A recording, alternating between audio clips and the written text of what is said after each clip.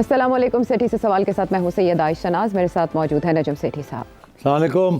सेठी साहब, इस वक्त जो पाकिस्तान और भारत के हालात हैं, इन्हें तारीख के पस्त तरीन हालात कहा जा रहा है कि निचली तरीन सतह पर आ चुके हैं। यहाँ तक कि वो मुआहदा जो 6 दहाइयों में यानी 60 सालों में कभी निशाना नहीं बना इन तलखियों का, अब वो भी उसने मुअत्तल कर दिया है, जिसकी वजह से बहुत से सवाल अपनी जगह पर उठ रहे हैं। मीनवाइल जो वहाँ का मीडिया इश्तियाल फैला रहा है, कहा जा रहा है कि जंग में पहली हलाकत सच्चाई की होती है और इंडियन मीडिया कामयाबी से ये किरदार अदा कर रहा है और अपनी गवर्नमेंट को मजबूर कर रहा है कि वो उससे भी नेक्स्ट लेवल पर जाएं और कुछ ना कुछ ऐसा कर दें जिसका खुमियाजा पाकिस्तान को भुगतना पड़े। और इसमें जो छोटी सी छोटी बात होती है उसका बतंगड़ बनाने में इंडियन मीडिया इस तरह से आ गया है। हमारे डिफेंस मिनिस्टर ख्वाजा आसिफ ने एक बरतानवी खबर रसां इदारे को एक इंटरव्यू दिया जिसमें उन्होंने खदशात के ऊपर बात की। उनसे क्वेश्चन इस अंदाज में किए गए यल्दा हाकिम की तरफ से, जो न्यूज़ प्रेजेंटर थी, कि उन्हें जवाब में ये कहना पड़ा कि अगर भारत इनिशिएट करेगा तो हम नाप तोल के जवाब देंगे।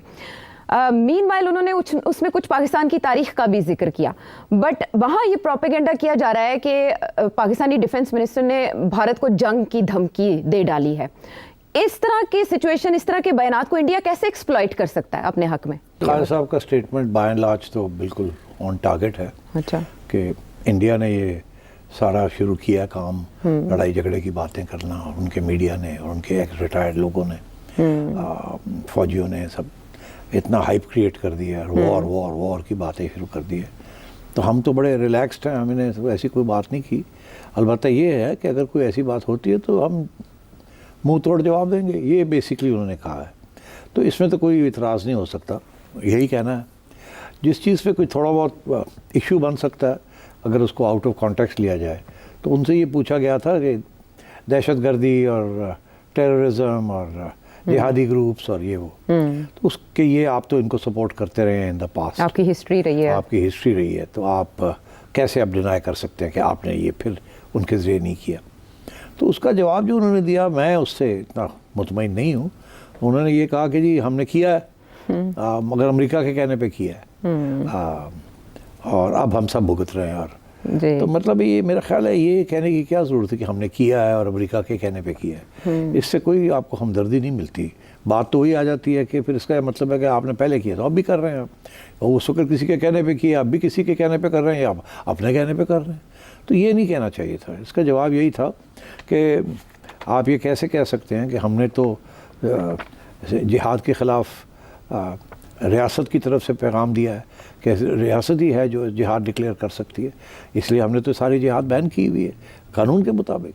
हम तो खुद शिकार हैं टेररिज्म का, जो कि हमारे ख्याल से इंडिया स्पॉन्सर कर रहा है बलूचिस्तान में और टीटीपी वगैरह को। और फिर ये लोग जो ग्रुप्स होते हैं, जैसे टीटीपी का ऐसा ग्रुप है, ये हमारे पे इल्ज़ाम ये लगता था कि ये हमने इनको घुसपैठिया बनाया हुआ है अमेरिका के ख़िलाफ़, मगर ऐसे अब देख लें वो पावर में है तो वो तो हमारे ख़िलाफ़ लगे हुए हैं प्रमोट करना।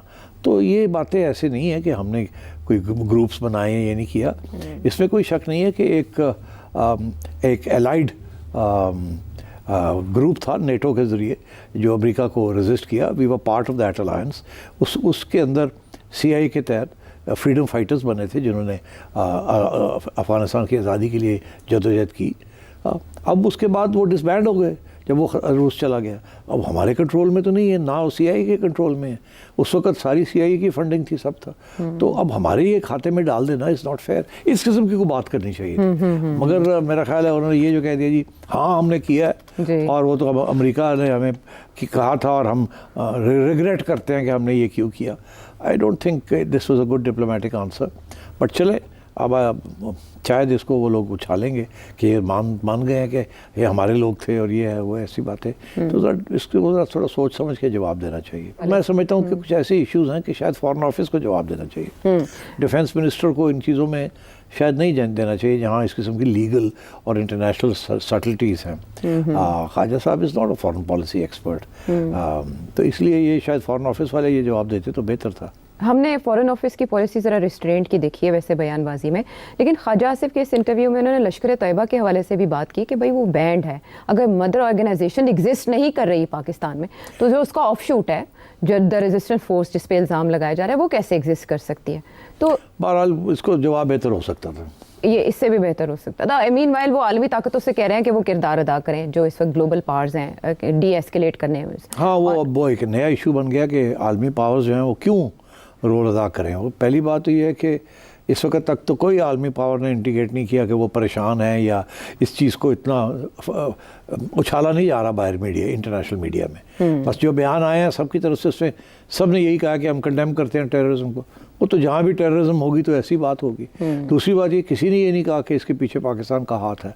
तो इंडिया अगर ये समझ रहा था कि ये दुनिया को कन्विंस कर लेगा कि जी पाकिस्तान का हाथ है, इतना बड़ा ड्रामा किया है, जेडी वैंस था, उनके कान भरे होंगे, ये सारा मीडिया को वेप अप किया कि पाकिस्तान पहले दिन से पूरा एक बराज है ना ब्लिट्सक्रीग की। तो मगर उसके साथ इंटरनेशनल कम्युनिटी तो ये नहीं बात मानी कि ये किसके पीछे पाकिस्तान का हाथ है। वो बेवकूफ़ तो नहीं, उनकी भी इंटेलिजेंस एजेंसियाँ हैं ना। आपका ख्याल है कि जेडी वैंस ने पूछा नहीं होगा CIA को फौरी तौर पे कि आपकी क्या ख्याल है ये किसने किया है? इसी तरीके के साथ मैं फिर याद दिलाता हूँ कि 2000 में जब बिल क्लिंटन आया था तो उस वक्त भी एक वाक़या हुआ था और उसी वक्त ही CIA ने बिल क्लिंटन को आगाह कर दिया था कि इसमें पाकिस्तान का हाथ नहीं है, ये लोकल किया गया है। और इसीलिए बाद में मैडलिन ऑलब्राइट की जो किताब है, 2-3 किताबें लिखी उन्होंने। तो एक में हिलरी क्लिंटन का प्रेफेस है और एक में ख़ुद वो लिखती हैं कि क्लिंटन ने ये कहा था कि ये हमारा नहीं ख्याल कि ये पाकिस्तान ने किया, ये लोकली था ये इशू। इशारा यही था कि फॉल्स फ्लैग ऑपरेशन है या ये लोकल एथनिक कॉन्फ्लिक्ट थी क्योंकि सिख मारे गए थे तो हिंदुओं ने सिखों को मार दिया। तो वहाँ इंडिया में काफ़ी शोर पड़ा था, तो फिर वो किताब में से जो इंडियन एडिशन थी उसमें से वो निकालना पड़ा वो पार्ट, मगर इंटरनेशनल एडिशन में अभी भी है। और उसका हवाला भी साग डार साहब ने पढ़ा जा सकता है कि वहाँ अमेरिका में क्या सोचा है। अमेरिका की तरफ से ये स्टेटमेंट आना कि हम सूरत हाल का बहुत जायज़ा ले रहे हैं लेकिन इससे आगे ना जाना या कश्मीर की सिचुएशन पे कोई तबसरा ना करना, क्या जाहिर करता है डोनाल्ड ट्रंप माजी में इमरान खान साहब को सालसी की पेशकश कर चुके कश्मीर के मामले को लेकर इंडिया और पाकिस्तान के दरमियान।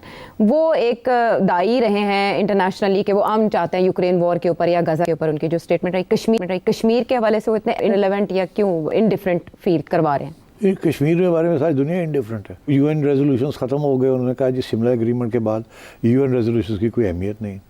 ये तो इंटरनेशनल कम्युनिटी का ये रवैया है, एटीट्यूड ये है। और आपने भी शिमला के अंदर यही कहा था कि बायलैटरली हम डिस्कस करेंगे ये। तो उसके बाद फिर आपका इंटरनेशनल स्टैंड जो है वो कमज़ोर हो गया ना। अब तो अच्छी बात है, आपने खुद ही कह दिया कि हमने शिमला एग्रीमेंट विद इन अबेंस कर दिए, तो अब आप फिर बात करें इंटरनेशनल फोरम्स के अंदर। मगर देखिए ना, हर साल पाकिस्तानी प्राइम मिनिस्टर जाता है ये यूनाइटेड नेशंस सितंबर में, हर स्पीच के अंदर कश्मीर का जिक्र होता है, कश्मीर रेजोल्यूशन का जिक्र होता है। तो शिमला एग्रीमेंट तो ऑन पेपर तो है मगर हमने एक्चुअली कभी इम्प्लीमेंट तो नहीं की ना। हम तो वही UN रेजोल्यूशंस लेके बैठे हुए हैं UN। और मैं वो correct, that is also correct.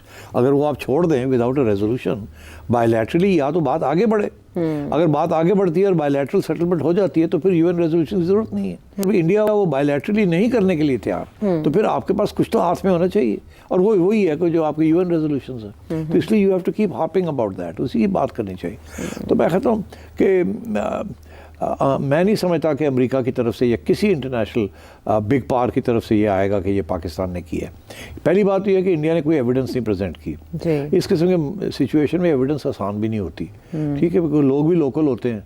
और अगर आपने सभी को मार दिया है जैसे आप कहते हैं कि हमने कोई पता नहीं कितनी मार दिया है, ये भाग गए हैं, तो एविडेंस कहाँ से आएगी आपके पास? के आपको कैसे पता पाकिस्तान ने ये करवाया है जी? तो इस किस्म के इश्यूज है। तो जैसे हम कहते हैं कि इंडिया का हाथ है बलूचिस्तान में, मगर हम कौन सी एविडेंस प्रेजेंट कर रहे हैं? कुलभूषण यादव के अलावा तो हमारे पास कुछ और नहीं, हमारे पास कम से कम कुछ तो एविडेंस है। इंडिया के पास तो कुछ भी नहीं है। इंडिया अरेस्ट कर लेता है लोगों को जी, जो कि कहता है कि ये पाकिस्तान से आए हैं या पाकिस्तान के, उनसे कन्फेशन ले लेता है। वो अलग बात है। आप किसी को भी पकड़ के ले जाएं, कन्फेशन लेना तो बड़ी आसान बात है, 2 लित्र लाओ तो कन्फेशन मिल जाती है। मैं एग्जांपल आपको देता हूँ। जब ये क्षितिज सिंहपुरा का मामला हुआ तो उस वक़्त कुछ अरसे के बाद इंडियन फोर्सेस ने एक सोहेल मलिक है उसको गिरफ़्तार कर लिया कश्मीर में, और उसके ऊपर इल्ज़ाम लगाया कि आप भी इस ऑपरेशन का हिस्सा थे। उनको जेल में डाल दिया। वो फिर अदालत में 2011 में वो एक्विट हो गए, छोड़ दिया कि एविडेंस ही कोई नहीं है। और इंडिया की मीडिया ने छुपा दी सारी बात। तो ये करने को तो जो बंदा कन्फेशन लेनी है वो तो मारकुटाई रोकने के लिए हर बंदा कन्फेस कर देता है, मगर जब अदालत में जाते हैं तो कन्फेशन, एक बंदे की कन्फेशन के ऊपर कन्विक्शन नहीं हो सकती, उसके साथ और भी एविडेंस देनी पड़ती है। तो वो कभी इनके पास थी नहीं और ना ही है, तो ये करते हैं ऐसे। हमारे लोग भी करते हैं, वो भी करते हैं, सब करते हैं ऐसे। तो मैं समझता हूँ कि इंडिया के पास कोई एविडेंस नहीं है और जो केस बन रहा है वो यही केस बन रहा है उनके खिलाफ कि ये खुद करवाया है।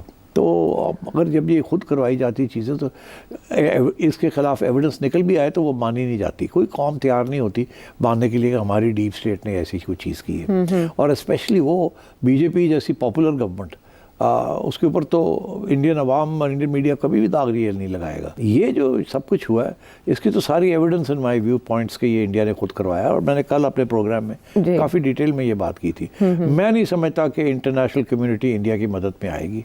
वो इंडिया का बयानिया नहीं मानेगी। इंडिया का मीडिया की जो ज़ोर से शोर जो पड़ा हुआ है इसको वो बिल्कुल नज़रअंदाज कर देंगे। And I don't think this will matter much. ठीक, तो अब इंडिया को फिर फेस सेविंग कैसे मिलेगी? फेस सेविंग की ज़रूरत ही नहीं है।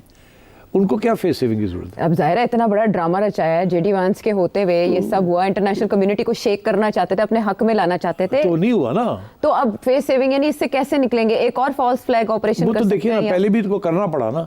तो क्या हुआ, इंडिया की सारी कौम ने बात मान ली उनकी कि हाँ जी हम तो बालाकोट में ये करके आए। यहाँ तक कि हमने तो पाकिस्तान का एक F-16 भी मार गिराया। मीडिया जो है उसको फीड किया गया, उन्होंने एक बयानिया बना दिया। इंडिया की 90% अवाम उस बयानिया को यकीन करती है। अभिनंदन को अवार्ड दे दिया, अवार्ड भी दे दिया, हालांकि आपको पता ही है क्या हुआ। तो अब बात यह है कि ये एक झूठ जो है ना, जब वो रियासत उसको बैक करे तो वो चल पड़ता है। और स्पेशली वो मीडिया जो कि बिल्कुल आज़ाद ना हो वो तो फिर ऐसे ही होता है। लेकिन इसके पीछे एक कॉन्स्पिरेसी थ्योरी ये भी चल रही है कि क्योंकि ग्लोबल पावर्स अपनी पोजीशन चेंज कर रही हैं और अलग ब्लॉक्स रीअरेंज हो रहे हैं, खित्ते में अमेरिका के जो मफादात हैं, इस एक्ट के पीछे अमेरिका की भी कोई ऐसी काविश हो सकती है जिसमें इंडिया को बालादस्ती दिलाई जाए खित्ते में दोबारा वापस, स्पेशली पाकिस्तान का इस रोल देखते हुए अफगानिस्तान के ज़िम्मे में या चाइना के, इसमें कोई वजन है? देखिए ये एक कंस्पिरेसी थ्योरी पाकिस्तान में चल रही है जी कि जी इसमें अमेरिका का भी हाथ है। अमेरिका और चाहता है कि इंडिया इस रीजन के अंदर हेजमन बन जाए और बन के चाइना के ख़िलाफ़ खड़ा हो जाए और पाकिस्तान को अंडरमाइन किया जाए। ये एक थ्योरी चल रही है, ठीक। अच्छा, मैं सिंपल सी आपसे बात करता हूँ कि अगर ये बात सही है कि इसमें अमेरिका का भी हाथ है या अमेरिका ने, तो फिर अमेरिका कहे ना कि पाकिस्तान के नहीं करवाया है, ये क्यों नहीं कहता? वो तो पीछे पड़े हुए हैं अमेरिका के, कोई बयान तो दे दो, कुछ कर दो। वैंस वहाँ बैठा हुआ है, नहीं किया। इसलिए ये जो थियरीज बनाना बड़ा आसान होता है कि जी इसके पीछे भी अमेरिका का हाथ है। अमेरिका का कोई हाथ नहीं है। ये कॉम्प्लिकेटेड सिचुएशन है। America, Pakistan, China, South China Sea, Quad, ये सारे कॉम्प्लिकेटेड फैक्टर्स हैं। हाँ। मैं आपको एक बात बता दूं, इंडिया के अंदर भी एक सेंटिमेंट है, एक सोच है कि अमेरिका के साथ दोस्ती करना बड़ी ख़तरनाक बात है। दुश्मनी से भी ज़्यादा ख़तरनाक है अमेरिका के साथ दोस्ती करना, क्योंकि अमेरिका किसी वक्त भी आपको छुट्टी करा सकता है। ये मेरे लफ्ज़ नहीं है, ये हेनरी किसिंजर के लफ्ज़ हैं कि friendship with America is more dangerous than hostility to America. अब अगर हेनरी किसिंजर ये कह रहा है, और बड़े फेमस वर्ड्स हैं उसके, कि इट कैन बी फेटल, मतलब ये है कि बहुत ही खतरनाक चीज़ है दोस्ती करना। जी, दोस्ती ज़्यादा खतरनाक है, बहुत खतरनाक है। हाँ। तो अब बात यह है कि इंडिया के अंदर भी बहुत लेफ्टिस्ट पार्टीज़ हैं, सेकुलर पार्टीज़ हैं, और बेसिकली नॉन अलाइंड मूवमेंट की हिस्से की पार्टीज़ हैं, द कांग्रेस फॉर एग्जांपल। तो वो तो हमेशा अमेरिका को एट आर्म्स लेंथ उन्होंने रखा है। ये बीजेपी है जिसने जाके कोशिश की है कि मैं जप्पी डाल लूँ अमेरिका के साथ, ठीक। और मोदी साहब स्पेशली दिन रात आगे पीछे होते रहते हैं। अभी आपने देखा वो जेडी वैंस आया हुआ और उनके बच्चों को खिला रहे थे, नरेंद्र मोदी साहब ने गोदी में बच्चे लिए। I mean give me a break. मगर मतलब है कि इतना भी चुस मारने की क्या जरूरत है आपको? मगर चलो, that is the way the BJP operates. वो समझते हैं कि अमेरिका के साथ दोस्ती करना इज नेसेसरी एंड इम्पॉर्टेंट। अच्छा, अब बात यह है कि इसीलिए वो लेट गए हैं। जैसे अमेरिका ने कहा कि अपना टैरिफ ठीक करें, ये तैयार हो गए करने के लिए। पहले ही पेशकश लेके चले गए थे उनके कहने से पहले। तो अब बात यह है कि तो एक तरफ तो ये ऐसी सूरत हाल है, दूसरी तरफ एक और भी सूरत हाल है।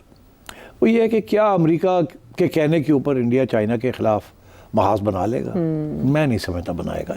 No, here is my issue. ये जो सब लोग कहते हैं ना कि एक पूरा एक क्वाड बन गई, ये हो गया, वो हो गया, इंडिया और अमेरिका की नेवल एक्सरसाइजेज हो रही हैं, सारा चाइना के ऊपर फोकस है। ये सही है, आप एक हद तक ये बात सही है, ये सारी चीज़ें हो रही हैं। मगर क्या अमेरिका के कहने के ऊपर किसी स्टेज पे भी डायरेक्ट कॉन्फ्रंटेशन विद चाइना के साथ इंडिया करेगा? नो, नहीं करेगा। That is the way I see things. India is a much more sophisticated foreign policy establishment than कि जी इधर चले गए थे उधर चले गए। वो अपने आप को समझता है कि अब वो भी एक ग्रेट पावर बनने जा रहा है, वो समझता है, अभी नहीं, कहीं भी नहीं है वो, मगर वो समझता है कि इन फ्यूचर वो भी एक ग्रेट पावर बनने जा रहा है। इस वक्त अमेरिका की बास्केट के अंदर बैठना is not good sign for power that is thinking कि हम तो ग्रेट पावर बनेंगे। अभी उनकी कोई चांस नहीं है ग्रेट पावर बनने की, और अब तो हाल ही में कम हो गई है, क्योंकि अपनी रीजन के अंदर भी वो ग्रेट पावर नहीं बन सकते। जो पहले थे अब वो नहीं है, सारे जो छोटे मोटे जो मुल्क है वो भी खिलाफ हो गए, इन्होंने बिग ब्रदर बन गए ना, तो गड़बड़ हो गई। तो इसलिए इंडिया की जो फॉरेन पॉलिसी है रीजन में फेल हो गई है, तो ग्लोबल लेवल पे क्या होगी। इसलिए मैं नहीं समझता कि आंखें बंद करके India under BJP will risk in taking a hostile position विज़-विज़ China. ये ज़्यादा कैलिब्रेटेड पोजीशन रखेंगे। इसीलिए इंडिया और चाइना के बॉर्डर टॉक्स जो हैं वो काफ़ी हद तक कामयाब हो रहे हैं। एक बात। दूसरी बात मैं ये भी आपको कह दूं कि चाइना का कोई इंटरेस्ट नहीं है कि इंडिया के साथ झगड़ा लेना। ये भी आज आपको मैं अपना मौक़िफ़ दे दूं इसके। लोग कहते हैं ना कि पाकिस्तान का ऑल वेदर फ्रेंड है, पाकिस्तान के साथ कुछ हुआ तो China will come to Pakistan aid, और ये होगा और वो होगा। वो अपनी जगह पर देखा जाएगा जब होगा। मगर चाइना का कोई इंटरेस्ट नहीं है कि इंडिया को, जिन्होंने कहते हैं पंगे लेना इंडिया के साथ या बॉर्डर इश्यूज़ को और गड़बड़ करना। क्यों? चाइना नोज़ कि इस वक्त एक महाज बन रहा है चाइना के ख़िलाफ़, ठीक, और वो जो महाज बन रहा है उसके अंदर China doesn't need any more enemies. वो न्यूट्रलाइज करने की कोशिश करेगा इंडिया को। वो इंडिया के खिलाफ खड़ा होने की कोशिश नहीं करेगा। That will push India into America's camp. India भी ये चाहेगा कि बैठ के अक्रॉस द टेबल अपने मामले जो हैं चाइना के साथ बॉर्डर इश्यूज शेयर कर लिए जाए। इंडिया चाइना की तजारत बहुत बड़ी है, और अब चाइना की ये कोशिश होगी कि इंडिया के साथ और तजारत की जाए, क्योंकि चाइना के ऊपर वो टैरिफ्स लग रहे हैं जी। और अगर इंडिया अपने टैरिफ्स गिरा रहा है और अमेरिका के साथ, तो फिर China will make more investments in India and India will like that. तो मैं ये समझता हूँ ये कॉम्प्लिकेटेड मैटर्स हैं, ये ब्लैक एंड वाइट नहीं है कि अब इंडिया और अमेरिका मिलके चाइना के खिलाफ और पाकिस्तान के खिलाफ एक महाज बना रहे हैं। इंडिया की अपनी पॉलिसीज़ है। इंडिया विल, उसकी अफगानिस्तान पॉलिसी है, उसकी चाइना पॉलिसी है, उसकी पाकिस्तान पॉलिसी है, और इसमें कोई शक नहीं है कि पाकिस्तान पॉलिसी जो है वो यही है कि पाकिस्तान को एक कमज़ोर रियासत के तौर पे वो देखना चाहता है। मगर क्या वो इस हद तक जाएगा जंग करने? नो। इंडिया को इस बात का पता है कि अगर जंग की बात शुरू होगी ना, तो सबसे पहले जो कैजुअल्टी होगी, even before war breaks out, उसकी जो इकोनॉमिक कैजुअल्टी है वो इंडिया होगा, पाकिस्तान नहीं होगा। पाकिस्तान में तो फॉरेन इन्वेस्टमेंट है ही कोई नहीं, ना ही किसी का इरादा यहाँ आने को। वो वैसे ही हालत खराब है यहाँ। इंडिया का stock exchange is one of the top stock exchanges in the world. आपने देखा नहीं, झटका लगता तो वो क्रैश कर जाता है। तो इंडिया कांट अफोर्ड कि वो इस किस्म की कोई वहाँ माहौल बने या हवा चले कि जंग होने वाली है, ये होने वाला। India is a service provider. India के अंदर बड़ी रेवेन्यू मिलती है उनको टूरिज्म से। पाकिस्तान को तो कोई रेवेन्यू नहीं मिलती टूरिज्म, लोकल टूरिज्म, उनकी तो सारी global tourism, and they want to increase it. तो a state of war, a rumour of war, travel advisories, ये छोटी सी चीज़ जो हुई है कि जी जहाज़ जो है अब इंडिया से पाकिस्तान ओवरफ्लाई करके नहीं जा सकते। At least 100 flights have been affected, $500 million worth of costs have gone up. 2 से 3 फ्लाइट्स ज़्यादा अब टाइम लग रहा है to go from one place to another. तो इसलिए आई थिंक इंडिया के इंटरेस्ट में ये नहीं है। I think India simply wants to bully Pakistan, धमकियाँ देगा, छोटी मोटी ये चीज़ें करेगा। बट इंडिया नोज़ कि लिमिटेड वॉर के अंदर इंडिया हावी नहीं हो सकता अगेंस्ट पाकिस्तान। पाकिस्तान की जो एयरफोर्स और आर्मी है, it can take care of itself on any front. India को पता है, तारीख बताती है इंडिया। लॉन्ग वॉर वो पाकिस्तान सस्टेन नहीं कर सकता, क्योंकि पाकिस्तान के पास वो रिसोर्सेज नहीं है। 3 महीने की जंग हो, फौजें लड़ रही हैं, वो पाकिस्तान नहीं सस्टेन कर सकता। And that is where the nuclear option comes in. और वो पाकिस्तान ने वाजे कर दिया कि यही सिचुएशन है जिसमें हम न्यूक्लियर करेंगे। और इंडिया को पता है कि कोट अनकोट पागल है ना, शायद कर ही दें। जाहिर है जब कोई मर रहा होता है तो वो कहता है फिर कर ही दें, मैं तो होना कोई नहीं होता, तो अल्लाह खैर सुनो। इंडिया अगर आ जाएगा तो फिर ठीक है। तो you know that is the philosophy of this. ठीक है, वो हम तो डूबेंगे। I am not worried about war with India. Okay.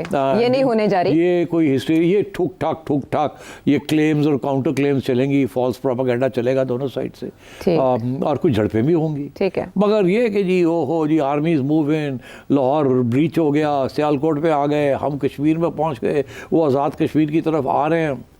I don't think it will go anywhere. ठीक है, यानी अगर इस तरह की नकलो हरकत के कोई इशारे या अज़ाइम भी होते तो अब तक कुछ ना कुछ ऐसी खबरें सामने आ चुकी होती है कि भारत ने फलां सरहद पर नकलो हरकत बढ़ा दी या झड़पें कहीं देखने में आई।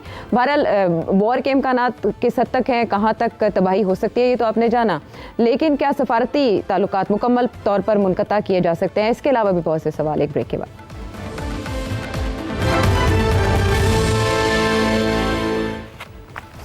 Welcome back to the show. सिटी साहब, कल के शो में आपने जो बीजेपी का हिंदुत्व नज़रिया है या उनके जो तोसी पसंदाना अज़ाइम हैं हिंदू धर्म को लेकर, उनको आपने टारगेट किया, लेकिन अगर नरेंद्र मोदी जी को सुने तो वो ये कहते हैं कि पाकिस्तान के साथ हम ताल्लुकात इसलिए नॉर्मलाइज नहीं करते कि पाकिस्तान में फैसले कौन लेता है ये सब जानते हैं। वो हाइब्रिड रजीम को भी टारगेट करते हैं और नॉर्मलाइज करने के चक्कर में बिल्कुल नहीं है। मीनवाइल जिस सतह पर वो डिप्लोमेटिक ताल्लुकात को ले आए हैं, वर्ल्ड बैंक के साथ भी मुआहदा तब सस्टेन करता है जब किसी ना किसी लेवल पे डिप्लोमेटिक ताल्लुकात हो। अगर वो बिल्कुल ही मुनक़ता कर देता है तो क्या पोजीशन हो सकती है? नहीं, कुछ भी नहीं खात्मा होना, किसी चीज़ का खात्मा किया आप सोच रहे हैं। लेकिन इसमें जो अब आमना बलोच ने दो डिफरेंट, जो हमारी फॉरेन सेक्रेटरी है, उन्होंने 2 डिफरेंट सेशंस में डिप्लोमेट्स को, फॉरेन मिशंस को ब्रीफ किया। ब्रीफ तो करना चाहिए ना कि इंडिया जो कर रहा है गलत कर रहा है, वी आर नॉट इन्वॉल्व्ड। तो वो तो नॉर्मल रूटीन है। इस किस्म की सिचुएशन में अगर आप फॉरेन डिप्लोमेट्स को ब्रीफ भी नहीं करेंगे तो क्या करेंगे आप? तो ब्रीफ करना तो जरूरी होता है ना। ओके, तो इससे सिचुएशन डिफ्यूज हो सकती है? नहीं, डिफ्यूज नहीं होनी।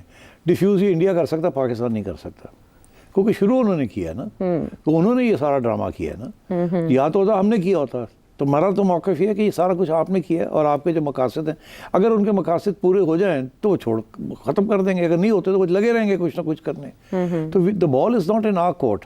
हम तो एक रिएक्टिव फोर्स है, जो वो करते हैं हम रिएक्शन करते हैं। और हम ये कह रहे हैं कि ख्वाजा साहब ने यही कहा है ना कि इंटरनेशनल कम्युनिटी को पता होना चाहिए कि ये this thing can get out of hand. तो उन्होंने ये तो नहीं कहा कि हमें आके समझाएं, कि इंडिया को समझाएं। वही तो धमकियाँ दे रहा है वॉर की। हम तो नहीं धमकी दे रहे वॉर की, इंडिया दे रहा है ना। तो इस सिचुएशन में इंडिया को समझा सकता है कोई नहीं समझा सकता। इंडिया को कोई नहीं समझा सकता। इंडिया को खुद पता है कि उन्होंने क्या किया है। इंडिया को पता है क्या करना है आगे। इंडिया को पता है किस हद तक किसको आगे बढ़ाना है और किससे आगे नहीं बढ़ाना। तो इंडिया विल डू कैलिब्रेटेड किस्म की अप्रोच होगी। और बाकी दुनिया का इंटरेस्ट नहीं है इसमें। अभी वो रियल थ्रेट ऑफ वॉर है ही नहीं। दुनिया नहीं समझती कि there is a real threat of war. Indian media को नोबडी टेक्स इट सीरियसली। ये जो लगे हुए हैं इंडियन, अभी या तो नरेंद्र मोदी कहे ना कि जी we are getting ready for war, वो तो ये नहीं कह रहा। वो तो कह रहा है कि जो जिसने किया है हम पीछा करेंगे। यार ये तो नॉर्मल स्टेटमेंट है ना। तो हम भी दुनिया तो के हर कोने में हम कहते हैं ये बीएलए ने जो किया हम नहीं छोड़ेंगे, हर नुक एंड कॉर्नर के पीछे जाएंगे। ये तो स्टैंडर्ड ऑपरेटिंग प्रोसीजर है। इससे कोई नई बात नहीं समझ आती। तो इसलिए मैं नहीं समझता कि India is in a mood to listen to anyone. वो तो चाह रहा है कि उनकी बात कोई समझे, उनको सपोर्ट मिले। वो नहीं मिलेगी उनको। सो अब उनको सोचना पड़ेगा कि कहाँ जाना है यहाँ से इसके बाद। और आहिस्ता आहिस्ता मैं आपको बताऊँ इंडिया के अंदर भी आवाज़ें खड़ी होनी शुरू हो जाएंगी कि ये जो सारा ड्रामा हुआ है इसको वो चैलेंज करना शुरू करेंगी। छोटी छोटी चीज़ों के ऊपर कांग्रेस, अपोजिशन पार्टीज और जो चंद इंडिपेंडेंट मीडिया है वो सवाल खड़े करने करेंगे। डर ये लगता है ना कि जब आप इंडिपेंडेंट किस्म के सवाल करते हैं इस किस्म की नेशनलिस्टिक और सो कॉल्ड पेट्रियाटिक सिचुएशन में, तो लोग आपको गालियाँ देते हैं। तो इसलिए आप ज़रा ख्याल से, फिर मीडिया भी ज़रा ख्याल रखता है। और वो 4-5 जो इंडिपेंडेंट ऑर्गन्स हैं वहाँ, वो भी बड़ा ख्याल करके बात करते हैं। अभी तो सारों ने ये बात कर ली है कि जी इन पाकिस्तान ने किया। किसी ने अभी तक ये नहीं कहा कि यार थोड़ा सोचो कि पाकिस्तान ने क्यों किया, उसको क्या फ़ायदा था ये काम करने का। लॉजिक नहीं आ रही। मैंने लॉजिक समझाई है कि हमारे लिए कोई लॉजिक ही नहीं बनती कि हम ये काम करें। हमारा तो नुकसान हो जाता है। इंडिया का नहीं नुकसान होता, हमारा नुकसान होता है। इंडिया का नुकसान होगा जब इंडिया इसको अप करेगा। अभी कोई इंडिया का नुकसान नहीं हुआ, नुकसान तो हमारा है। हमारे ऊपर इल्ज़ाम लग गया जी आप लोग पहले पालते थे इस किस्म के लोग, अभी हम FATF से निकले, मार के निकले। तो फिर ये एक प्रेशर पड़ जाता है आपके ऊपर कि जी ओहो अभी भी लोग यहाँ बैठे हुए हैं जो ये करते हैं। फिर वो FATF वाले आ जाएंगे। इंडिया तो यही चाहेगा कि आपको फिर घिराव किया जाए। तो हम क्यों इस किस्म की चीज़ करें? अभी हाल ही में जनरल बाजवा और आर्मी इस्टेब्लिशमेंट ने ये फैसला किया था कि अब हमने फोकस करना है on Jio economics. Jio economics का ये मतलब नहीं है कि आप इंडिया के साथ पंगे लें इसके साथ। हाँ। तो सवाल ही पैदा नहीं होता। ये तो हमारे हक में नहीं जाती ये बात कि ये सब कुछ जो हुआ है it is hurting us, it is not hurting India, right, it is hurting us मोर।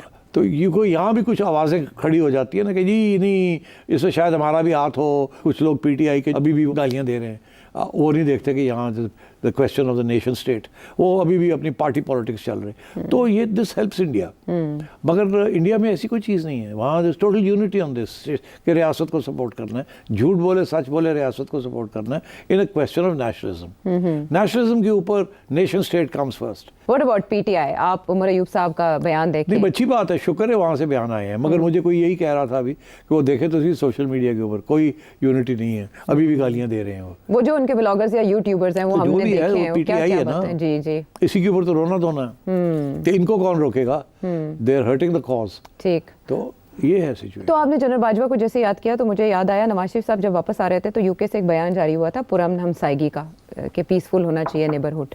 मईशत को भी उन्होंने साथ ही जोड़ा था कि इसी से मुमकिन है। कब की बात है? ये जब अक्टूबर 2023 में वापस आ रहे थे नवाज शरीफ साहब, तो ये स्टेटमेंट पाकिस्तानी मीडिया में बहुत बजी थी कि नवाज शरीफ साहब भारत के साथ मामलात को नॉर्मलाइज करेंगे। फिर जयशंकर साहब जब पाकिस्तान आए SCO के लिए, और मीनवाइल कुछ भारतीय सहाफ़ी आए तो नवाज शरीफ साहब से मुलाकात के लिए गए, मरीम नवाज भी थी वहाँ पे। तो यूँ लगा कि जैसे वो इस सिलसिले में कोई किरदार अदा कर सकते हैं, और आपने भी बात की थी तज्जिए में कि नवाज शरीफ साहब का किरदार माजी में भारत के हवाले से क्या रहा है। इस सिचुएशन को डिफ्यूज करने में नवाज शरीफ साहब आगे आएंगे? चले बलूचिस्तान में तो मेरा ख्याल है बड़ी सेंसिटिव सिचुएशन है। अगर मुझे मियाँ साहब पूछेंगे तो मैं कहूँगा कोई ज़रूरत नहीं आने की इस वक्त। ये बड़ी सेंसिटिव सिचुएशन है। इस वक्त इंडिया का मूड कुछ और है। आप चुप करके बैठें, let the establishment handle this, let the government handle it, और दे नो मच मोर। इस वक्त अगर आपने कोई ऐसी बात की वो आपके खिलाफ जाएगी, और इंडिया उसको एक्सप्लॉइट करेगा। तो बेस्ट ये है कि अभी आप चुप करके बैठे। ये ज़रूर है कि we should all condemn terrorism, we should condemn those who did this. Civilians के ऊपर अटैक करना, we should condemn it wholeheartedly. और वो मियाँ साहब भी करें, सब करें, करना चाहिए। मैं थोड़ा सा सोचों में पड़ गया कि हमारे फॉरेन ऑफिस ने जो लफ्ज़ इस्तेमाल किया, वो जब ये हुआ तो कहा कि we are concerned about this. इससे ज़्यादा करना चाहिए था, कंडेम करना चाहिए था। मगर मुझे समझ आई ना कि कंसर्न क्यों कहा उन्होंने, कंडेम क्यों नहीं कहा। क्यों? कि जब बलूचिस्तान हुआ हमारे साथ तो इंडिया ने कंडेम नहीं किया। जब हमारे साथ टेररिज्म होती है तो इंडिया नहीं कंडेम करता। तो फिर ये वही है ना इंडिया पाकिस्तान का। आप नहीं करते तो हम क्यों करें? कोई असूल नहीं है तो हमारे पास भी फिर कोई असूल नहीं है। टिट फॉर टैट, ये पुराना हमारा मसला है। इंडिया ने आज तक जो पाकिस्तान के अंदर टेररिज्म हो रही है, जो TTP कर रही है, ये BLA कर रही है, कभी कंडेम नहीं किया। पंजाबी मारे जाते हैं, एथनिक क्लेंसिंग होती है कि इंडिया ने कभी कुछ नहीं कहा। तो फिर हमारा फॉरेन ऑफिस, हमारी स्टैटिंग, फिर व्हाई शुड वी? तो इससे ज़्यादा हम क्या करें? मगर फिर भी आपने देखा कि हमारी तरफ से, सियासतदानों की तरफ से कंडेमनेशन भी आई है। जी, सबने मजम्मत किया है कि टेररिज्म जहाँ भी हो, जिस भी फॉर्म में हो। तो आई थिंक अच्छी बात है, we should go the extra mile. India नहीं करता ये, नहीं करता। तो इंडिया अब क्या करेगा? क्या पाकिस्तान में दहशतगर्दी के वाक़यात में इजाफा हो सकता है? वही BLA, वही बिल्कुल होगा। मैंने प्रेडिक्ट किया था और मैं फिर कह रहा हूँ, और इजाफा होगा, बिल्कुल होगा। और मैंने पहले भी कहा था, ये भी कहा था कि अब पहले फ़ौज आपकी और इस्टेब्लिशमेंट और सिक्योरिटी फोर्सेस जो थी वो वेस्टर्न बॉर्डर पे और टेररिस्ट के ख़िलाफ़ तैयारी कर रही थी और एक्टिंग में थी। अब उनको डाइल्यूट करने पड़ेंगे अपने रिसोर्सेज, क्योंकि LOC के ऊपर भी अब इंसिडेंट्स होंगे और वो हॉट रहेगी। तो इस मामले को लेकर आलमी बरादरी को कैसे मुतनब्बे किया जा सकता है? क्योंकि भारत में तो बगैर किसी ख़तरे के खौफ के पहले घंटियाँ बजानी शुरू कर दी जाती हैं। ये ख़तरे तो रियल हैं, TTP और BLA से रिलेटेड। तो पाकिस्तान कैसे आलमी बरादरी को बता सकता है कि भारत इस तरह के इक़दाम पाकिस्तान में करना चाहिए ना? मगर नहीं हो रहा ना इनकी, क्योंकि पाकिस्तान की बात ज़्यादा, तो पाकिस्तान ने पुराने ज़माने में बहुत सी ऐसे काम किए हैं जिसके साथ इंटरनेशनल कम्युनिटी की सिंपथीज़ जो है, हमदर्दियाँ खो बैठे हैं। हमारी मतलब है कि our diplomacy has been very weak, और हमने काफ़ी नेबरहुड के अंदर ये बात कहना कि किसी के कहने के ऊपर हमने ये किया, यार छोड़ो, किसी के कहने पे आपने किया, ये कोई बात है? कि अमेरिका ने हमें कहा तो हमने कर दिया, ये कोई बात है? आपको अब आप कहते हैं जी हमें उस जंग का हिस्सा ही नहीं बनना चाहिए था, अफगानिस्तान में जो हुआ नहीं बनना चाहिए था। मगर आपने क्या सिर्फ 10 साल वो और उसके अगले 10 साल भी तो आपने बहुत कुछ किया। और उस वक्त तो अमेरिका नहीं था, अमेरिका तो चला गया था, रूस भी चला गया था। आप फिर अफगानिस्तान में आपने वहाँ कितनी इंटरफेरेंस की, तो अब वो भुगत रहे हैं हम। तो हमारी our reputation is not good in the international community, but because we are a nuclear power, people have to respect our discretion, shall we say. Alright, ठीक है। जो फॉल्ट लाइंस मौजूद हैं आज की सिचुएशन में पाकिस्तान के इश्यूज की, उनकी निशानदही आपने देखी। एक ब्रेक के बाद आते हैं वापस।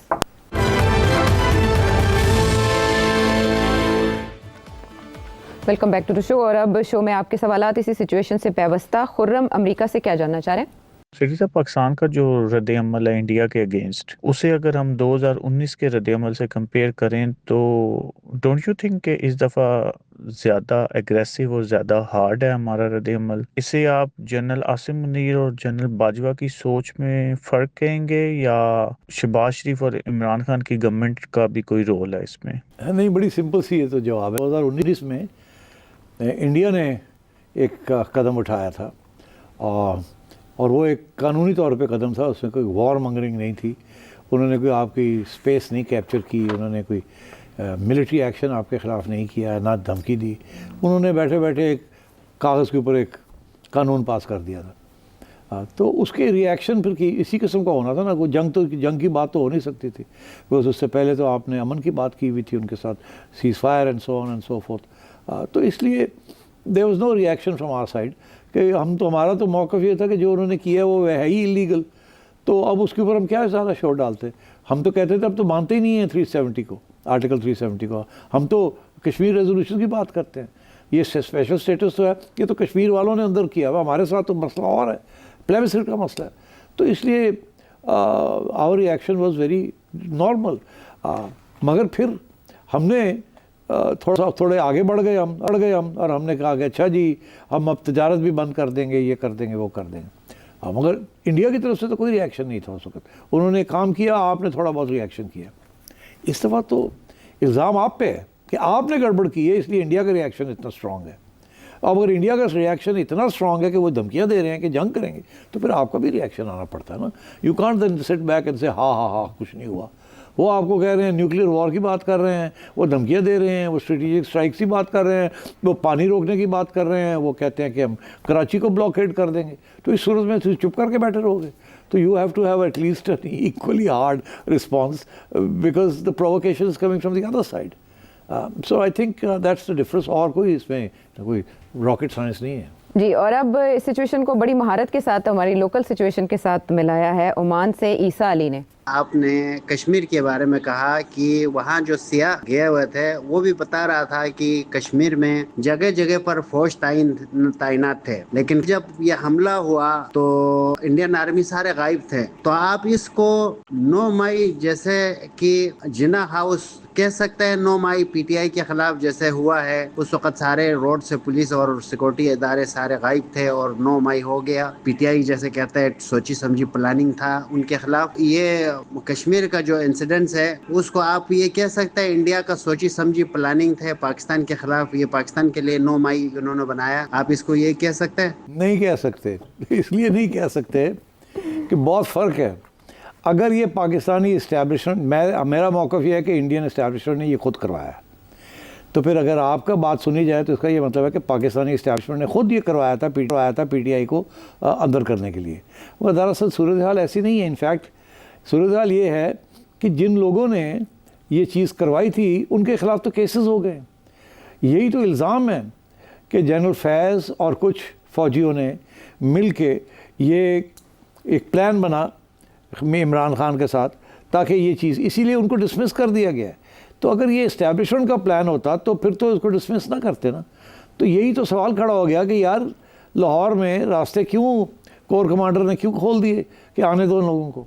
तो ये कोई साजिश अगर थी तो इस्टेब्लिशमेंट की साजिश नहीं थी। इस्टेब्लिशमेंट के अंदर वो लोग थे जो पीटीआई की हमायत करते थे, जिनका ये प्लान था कि किसी तरीके के साथ इस चीज़ को बड़ा बनाया जाए, अटैक किया जाए होम अपनी फोर्सेस के ऊपर, और फिर उसके बेसिस के ऊपर फ़ौज के अंदर तब्दीली लाई जाए। तो दिस इज़ द चार्ज। तो बिल्कुल ऑपोजिट सिचुएशन है। ये इस्टेब्लिशमेंट ने ये नहीं किया जो आप कह रहे हैं, ये पीटीआई ने किया था एक साजिश के तहत। यही केस है और यही हुआ। ऐसे ना होता तो जो लोगों को फ़ौज में से निकाला है उनको ना निकालते, उनको हार डालते अगर इस्टेब्लिशमेंट ने ये किया होता तो there is no comparison between जो इंडिया में हुआ है और जो यहाँ आप जो बनाने की कोशिश कर रहे हैं आप। सॉरी। लेकिन इस सिचुएशन में इमरान खान साहब की यूटिलिटी की बड़ी बातें की जा रही हैं कि वो माजी में नरेंद्र मोदी को चैलेंज करते रहे हैं कि बड़ी कुर्सी पे छोटा आदमी बैठा है, इस तरह के ट्वीट्स करने के बाद। और ये भी खबर आ रही है कि कोई 4 रिटायर्ड जर्नैल मिलना चाह रहे हैं इमरान खान साहब से। यार ये जो खबर आई है इसमें दो पॉइंट्स ऑफ व्यू हैं। एक पॉइंट ऑफ व्यू है कि ये इस्टेब्लिशमेंट ने इनको इकट्ठा किया और इनको कहा कि आप जाएँ और जाके खान को समझाएं। ठीक। दूसरी ये व्यू आ रही है कि नहीं, ये इंडिपेंडेंटली इन्होंने सोचा है कि मुल्क खतरे में है, या इस वक्त इकट्ठा होना चाहिए, ये होना चाहिए, वो होना चाहिए। अच्छा, मेरा मौक़िफ़ यही है कि इनको इकट्ठा किया गया और कहा गया कि जाएं आप समझाएं, क्योंकि इनको इजाज़त नहीं मिल सकती, बिकॉज फैमिली को नहीं पूरी को मिल रही, राजा को नहीं मिल रही, तो इनको कैसे जाने देंगे। तो इसीलिए फिर ये गए अदालत के पास। मैं आपको बड़ी सीधी सी बात बता दूँ, अगर अदालत इनको इजाज़त दे देती है तो समझे समझ गए समझ गए। अगर अदालत नहीं देती तो समझे समझ गए। क्या मुबहम सा इशारा है, लेकिन कितना वाज़ेह है। अक्लमंदों के लिए इसमें निशानियां हैं। आप कुछ और जानना चाहें, नंबर आपके सामने, सवाल भेजिए। अपना अगले प्रांत के लिए इजाज़त दें। Thank you.